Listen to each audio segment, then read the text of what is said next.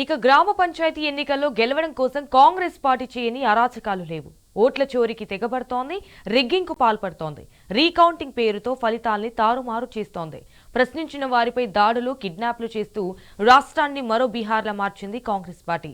వీటికి తాజా ఉదాహరణని యాదాద్రి జిల్లా తుర్కపల్లి మండలం వాసాలమర్రి గ్రామంలో జరిగిన ఉదంతం.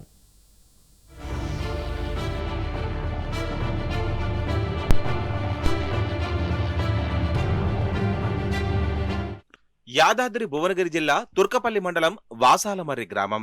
ఈ గ్రామాన్ని తెలంగాణ తొలి సీఎం కేసీఆర్ దత్తత తీసుకున్నారు. ఈ గ్రామం నుండే దళిత బంధు అనే బృహత్తర పథకానికి కేసీఆర్ శ్రీకారం చుట్టారు. వాడవాడలా ఈ గ్రామాన్ని ఎంతో డెవలప్ చేశారు. అయితే ఈ గ్రామంలో జరిగిన పంచాయతీ ఎన్నికల్లో ఎలాగైనా ఆధిపత్యం ప్రదర్శించాలని కాంగ్రెస్ పార్టీ పన్నాగం పన్నింది. కుతంత్రాలు చేస్తూ అక్రమాలకు తెగించింది. ఆలేరు ఎమ్మెల్యే తొక్కి అప్రజాస్వామ్యయుతంగా వ్యవహరించాడు. ఓట్లను గల్లంతు చేసి నిస్సిగ్గుగా, నిర్లజ్జగా కాంగ్రెస్ గెలిచిందని ప్రకటించుకొని నవ్వుల పాలయ్యాడు.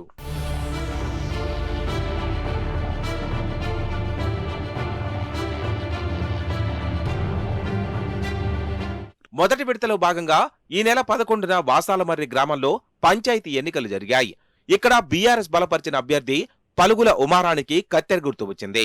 కాంగ్రెస్ పార్టీ నుండి పోటీ చేసిన దొమ్మట అనురాధకు ఉంగరం గుర్తు కేటాయించారు. ఇక పోలింగ్లో మొత్తం 1236 ఓట్లు పోలయ్యాయి. ఇందులో 3 ఓట్లు నోటాకు వచ్చాయి. మరో 14 ఓట్లు చెల్లనివిగా గుర్తించారు.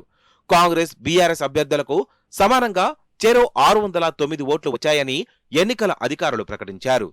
రెండో వార్డులో బీఆర్ఎస్ అభ్యర్థి కత్తెర గుర్తుకు పోలైన ఒక బ్యాలెట్ పేపర్ గల్లంతైందని, అది ఎంత వెతికినా దొరకలేదని ఎన్నికల అధికారులే లిఖితపూర్వకంగా వెల్లడించారు. దీన్ని సాకుగా చూపి కాంగ్రెస్, బీఆర్ఎస్ అభ్యర్థులకు 609 ఓట్ల చొప్పున వచ్చాయని తెలిపారు.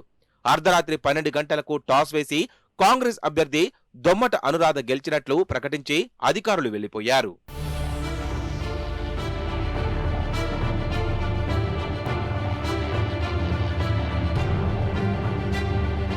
తెల్లవారుజామున బీఆర్ఎస్ నాయకులు కౌంటింగ్ హాల్లో వెతకగా గల్లంతైన బ్యాలెట్ పత్రం దొరికింది. ఆ ఓటు రెండో వార్డుకు సంబంధించింది కాగా అందులో బీఆర్ఎస్ సర్పంచ్ అభ్యర్థికి ఓటు పడినట్లు స్పష్టంగా ఉంది. పలుగుల ఉంబారానికి చెందిన గుర్తు కత్తెరకు ఓటు వేసినట్లుగా కనపడుతోంది. దీంతో కాంగ్రెస్ పార్టీ కుతంత్రం బయటపడింది. అక్రమంగా రిగ్గింగ్ చేసి ఓట్లను గల్లంతు చేసి కాంగ్రెస్ పార్టీ గెలిచింది. ఈ విషయమై సాక్ష్యాలతో సహా ఉమారాణి ఎన్నికల సంఘానికి, కలెక్టర్కు ఫిర్యాదు చేశారు. అయినా ఇప్పటి వరకు ఎలాంటి స్పందన లేదు. ఏమంటూ జిల్లా కలెక్టర్ మాట్లాడుతుండడం ఎన్నికలు ఎంత అప్రజాస్వామ్యంగా జరిగాయో చెప్పవచ్చు. తమకు న్యాయం జరిగేంత వరకు కోర్టులో పోరాడతామని ఉమారాణి దంపతులు స్పష్టం చేశారు.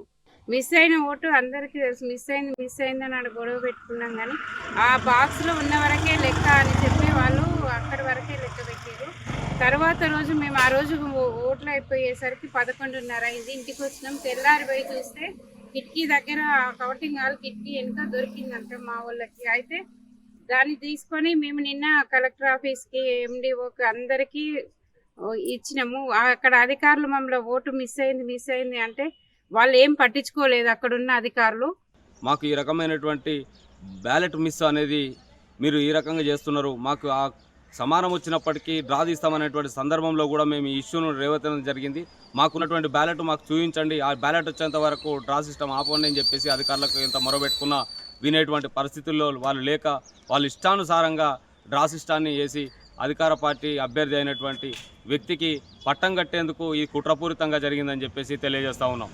ఆలేరు ఎమ్మెల్యే బీర్ల ఐలయ్య అధికార దుర్వినియోగం చేసి నిస్సిగ్గుగా, నిర్లజ్జగా గెలిచారని, ఎన్నికల ప్రక్రియను అపహాస్యం చేశాడని మండిపడుతున్నారు ప్రజాస్వామ్యవాదులు. ఒక్క సర్పంచ్ పదవి కోసం కుట్రలు చేశాడని ఫైర్ అవుతున్నారు.